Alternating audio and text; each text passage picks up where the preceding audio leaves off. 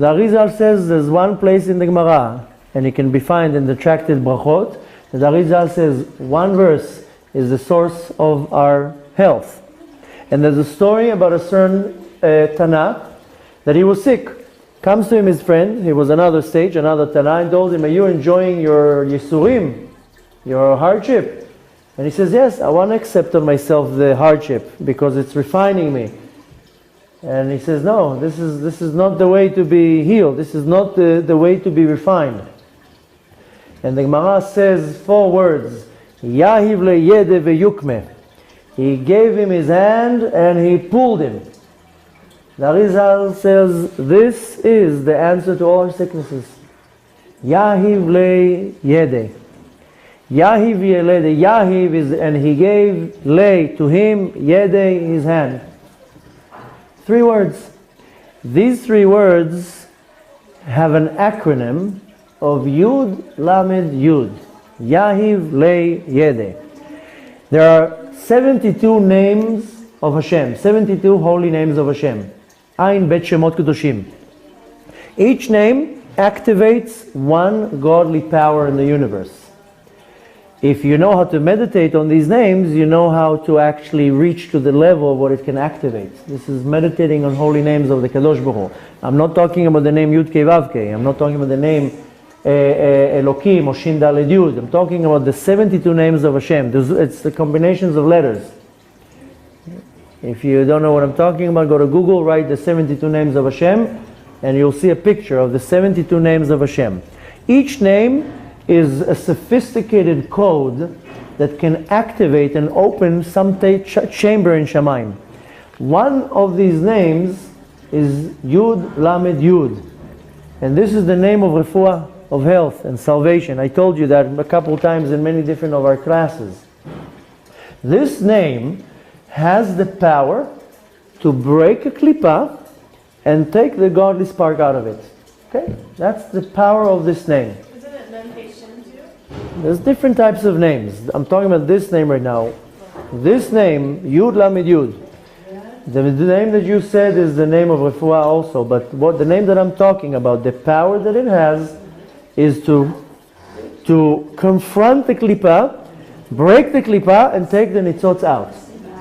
Yud Lamed Yud. Oh, the verse, Yahiv le yede ve'ukme. Yahiv, he gave, le, to him, yede, his hand, yad.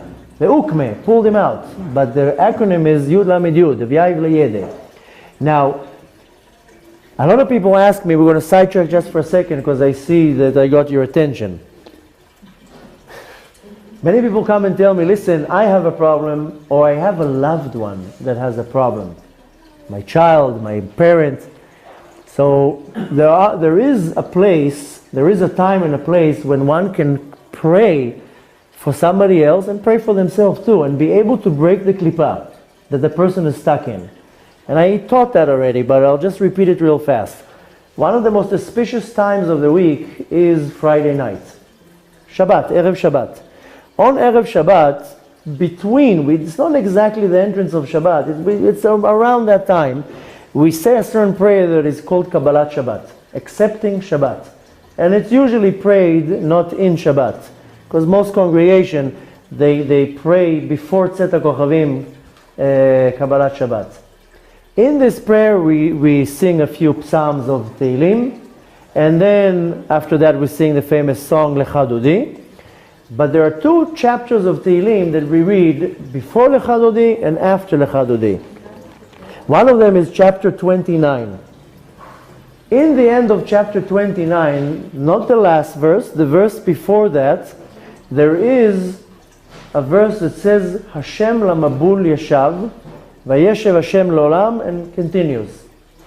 In this verse, if you're meditating on the words, Hashem lamabul yashav, has the exact same acronym, Yud Lamed Yud. Hashem, Yud Kei Vav Kei, you take the Yud, Lamabul, you take the Lamed, Yashav Yud.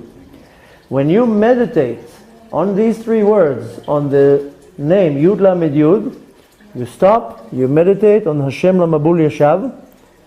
That's the first place.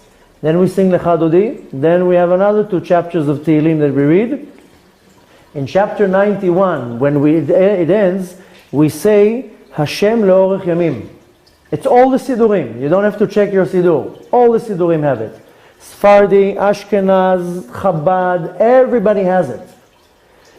At the end, you have a verse that says Hashem le'orech yamim. Again, Yud Lamed Yud, the acronym, Hashem le'orech yamim. These two places, when you meditate on Hashem's name, the Yud Lamed Yud, and you meditate on the person you want to pray for, or yourself even, the Ari HaKadosh says that Moshe Rabbeinu comes, breaks the klipa, and has the power to pull the neshama out of the klipa. So this name, Yud Lamed Yud, is a very powerful name. Why? Because it has the ability to bring us from the state of sickness into the state of being well. Now the sickness is not a sore throat, it's the state that I'm lacking the gate, the 50th gate. I have no